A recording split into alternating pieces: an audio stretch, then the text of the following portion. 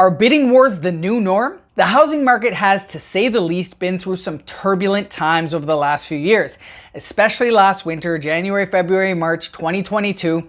The term bidding war was a major buzzword. We heard all kinds of stories about multiple offers and homes selling for hundreds of thousands of dollars over asking. Well, that may have gone away for a short time over the last several months while people adjusted to the interest rate increases, but currently in May 2023, approaching June, we are seeing offer dates on the majority of homes that hit the market, including condos, townhomes, and detached homes. As you get into the multi-million-dollar homes, you don't see this as much or to the same extent because it's a much smaller buyer pool. But in the mid-range prices, basically where the majority of people are looking, we are seeing offer dates leading to multiple offers with sale prices well above the list price. So, a couple things to point out here. The list price has generally been strategically priced attractively to generate lots of interest. And so when the sale price ends up being $100,000, $200,000, $300,000 over asking, it's because it was underpriced in the first place. A perfect example of this is a townhome in Richmond Hill that I recently viewed with one of my clients. It was priced at $899, a very popular list price, which was definitely underpriced for what the market value is. That being said, they received 33 offers and it sold for close to $500,000 over asking price. That may be a bit of an outlier. Not everything is selling for $500K over asking, and not only that, this strategy doesn't necessarily always work for every property. We still see homes come onto the market listed at say $899, which is obviously under market, not receive any offers on offer date, or at least not any that they're happy with, and then they come back, relist at 1.1 million, which is what they were hoping to get in the first place. So all that being said, offer dates and multiple bids are happening on a regular basis in 2023. And not just in the GTA, which is interesting. It's maybe more expected here and be more commonplace, but I do a lot of work in Sudbury and North Bay. I just sold a home in North Bay this month and it sold in less than 24 hours over asking. We didn't hold an offer date, but most of the homes that hit that market are. Why is this happening, you ask?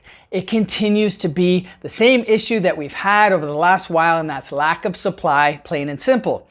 What's causing this are a few factors, including obviously the interest rate increases. Anyone who got a mortgage at the all-time lows we saw in 2022, some as low as like 1.5%, they're still sitting on that mortgage. They're not going to sell their home, and they're not going to take a 4% increase. They're just going to sit and wait it out. Same goes for downsizers who may own their home outright. They may be ready and tempted to sell, but where are they going to go? Add to this the massive amount of immigrants coming into the country, and I don't see any influx of inventory hitting the market anytime soon. So what does this mean for you as a buyer? Well, honestly, it shouldn't make that much of a difference. Don't let the headlines scare you. As a matter of fact, just ignore them completely. As I always say, if you're ready to buy, and by ready, I mean you have a down payment saved up, you've spoken to a mortgage broker so you understand your purchasing power, even if you're in the early stages of this, but you're prepared to go through the steps towards buying a home, great. Let's do it. I'm happy to help. I'm happy to recommend a mortgage broker. I'm happy to guide you through the process of buying a home. Don't get caught up in the day-to-day headlines and the doom and gloom that is out there on the internet. It is possible, I promise you, there's a home out there for you. It may take a few offers to get there. It also may take an adjustment of your expectations. For example, most people have this image in their mind of what they want their home to look like, especially as a first-time home buyer. And that might be based on the home you grew up in or what you thought you might be able to afford, but you may not always get everything you want right off the bat. And this isn't to burst your bubble. There's a couple different ways to look at it.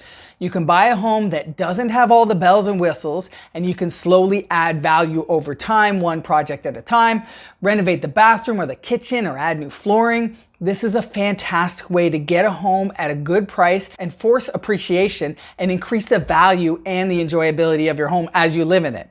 This may take a bit of a mindset shift for some people, and it's not for everyone, I get it. So another way to approach it is to realize that this home doesn't have to be your forever home. Get in the market with something you can afford, live in it for 5 or so years. You can do some smaller value adds if you choose, build up some equity, and then you can upgrade later. Maybe you start with a condo apartment, then you move up to a townhouse or a semi, and so on. Like many things in life, this is a process, and I'm here to help you through that process. If you'd like to discuss your journey at any time, feel free to book a call using the Calendly link in the description below, and I look forward to connecting. Till then, stay well and stay hungry.